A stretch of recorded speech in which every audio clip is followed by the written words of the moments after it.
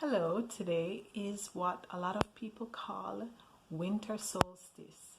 And whether you observe this seasonal holiday or passing or changing of times, or you're just wrapping up the final month of the year, it is very likely that you are in a reflective mode, a time when you start to consider a lot of what has gone on this year and where you are versus where you would have wanted to be. And through recent discussions, I realized that a lot of persons tend to become quite depressed at this time of year. And it is especially so because a lot of us are disconnected from the people that we care about based on what's happening all over the world at this time. And it's challenging to encourage persons to stay connected, to stay in touch, to get out and spend time with those they love when we are in a time of a lot of restrictions with our movement, with our interactions. But I have another thriving expat story for you. Today we feature Dave, a long-time friend of mine. We go back more than 15 years, maybe 20 years or more. And he has an interesting story to share. And he's going to talk about how he pulled himself up out of a deep, dark place and why it is that he's able to thrive today. So I hope you will take a nugget or two from Dave's story as we check into a new year and check out of this old one. We have just 10 days left. How are you going to wrap this up? Let's find out what Dave did when he was down in the dumps and in a dark place. Hi, I'm Dave. Sorry about the glare in the background. It's a sunny day today. Um, I'm from Waterford in Portmore, Jamaica, and I came to Japan back in March 2008. Currently I live in Yokohama, but I've lived in part of Japan called Okayama and another part called Toyama as well. Currently I'm a consultant for staff training and English education in Japan. So when I came here in Japan, I actually had no plan whatsoever. I came here on a whim back in '08. No detailed plan. I just wanted to see what Japan was like. And then I realized after coming here, I started teaching. And I realized that after my second year of teaching, I realized that I felt stuck. I felt stagnant. So I started to wonder what can I do?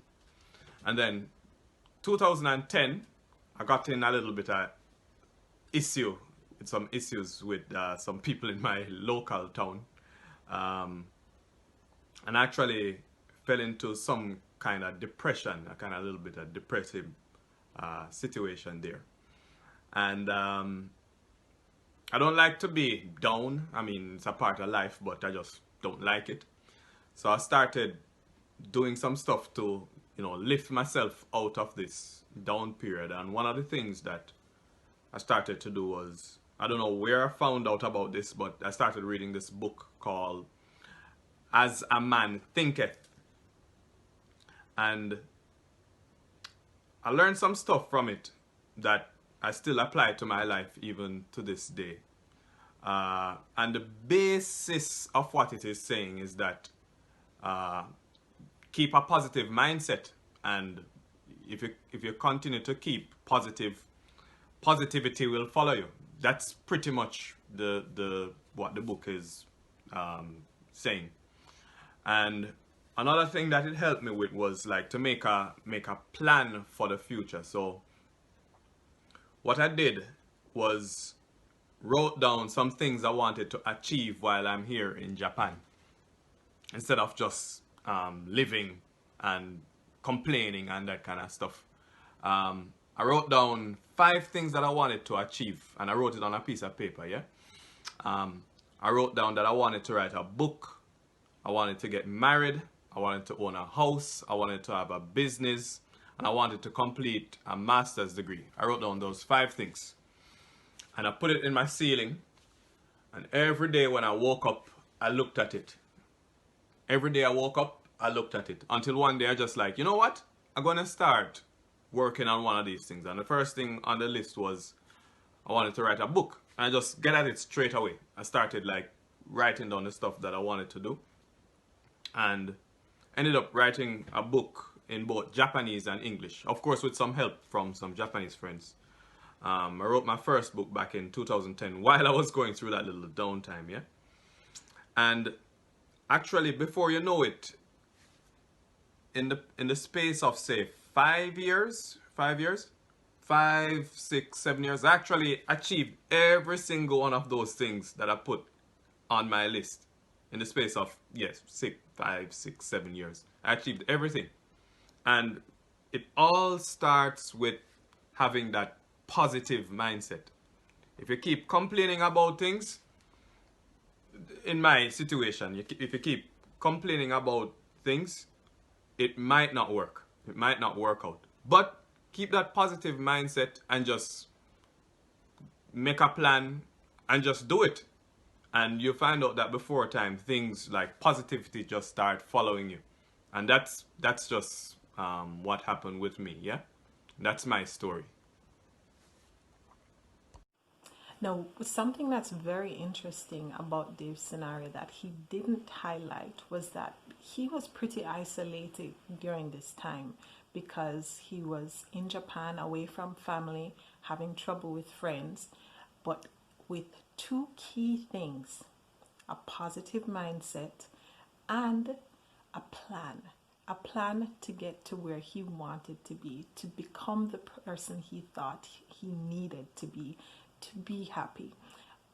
Those were the 2 things that he held on to and worked towards to make sure that he could be what I describe a thriving expat today, an inspiration to many, and a person that I'm very proud of, because some of those scenarios that he mentioned, some of those goals that he spoke about, were things that we shared and talked about during that season.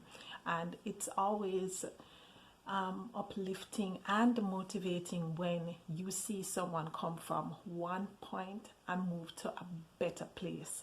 And when it is they can recount some of those stories, because it's easy to forget the challenges when you are thriving, but it's really good when someone is able to recall those bad times and to say, this is what I did to get out of it. And now we can smile at those storms that he passed through and to celebrate the triumphs, the accomplishments that he now enjoys. And so I want to encourage you, as you wrap up the next 10 days, can you make a commitment to a positive mindset? Can you make a commitment to surrounding yourself with people who are going to encourage you to go after what you want, to focus on the things you can appreciate, and most of all, to identify and work towards the things you can create? That's what I would encourage you to do, and I'm sure you got the same message from Dave. So I hope that you will use the next 10 days to make sure that you too can thrive abroad.